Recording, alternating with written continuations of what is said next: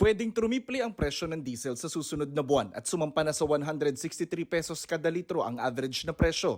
Isa yan sa mga worst case scenario na ipinakita sa Senado ng DepDev o Department of Economy, Planning and Development sakaling umabot sa $200 per barrel ang 180-day average cost ng krudo.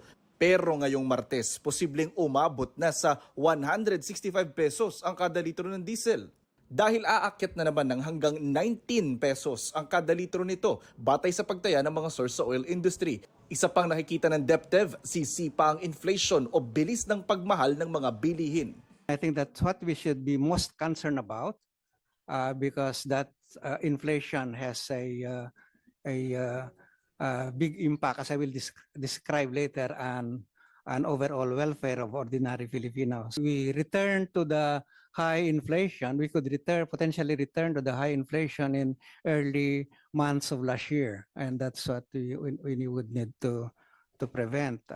Hawak na alas ngayon ng pamahalaan ang pagpayag ng Iran na makapaglayag ang Pilipinas sa Strait of Hormuz kung saan dumaraan ang 20% ng krudo sa buong mundo. Pero paglilinaw ni Energy Secretary Sharon Garin sa kanyang Facebook post, hindi niya mapabababa kaagad ang presyo ng langis sa Pilipinas. Ang nakuha kasi ng Pilipinas sa Iran ay safe at preferential access. Ibig sabihin, mababawasan ang banta na magkaproblema sa supply ng langis ang Pilipinas, mapoprotektahan ang mga barkong papunta sa Pilipinas at masisiguro ang kaligtasan ng mga marinong Pilipino.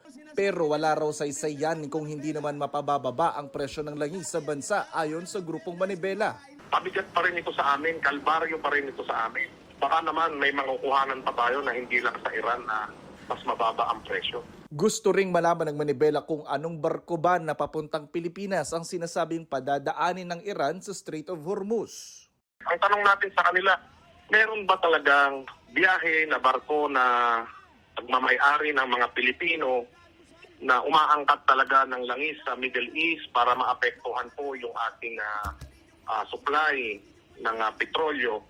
Sa Senado, nagbabala si Senator Ping Lacson na posibleng umabot sa 320 billion pesos ang mawawalang kita ng gobyerno kapag sinunod ng pamahalaan ang mga panawagang suspindihin hindi lang ang excise tax kundi pati ang VAT o Value Added Tax sa langis. Papalo tayo ng mga 320 plus billion kung pati yung VAT isususpend dahil sa krisis. So dapat pag-aralan mabuti ito ng ating mga economic managers na Malacanang yung paano kalang isuspender yung VAT.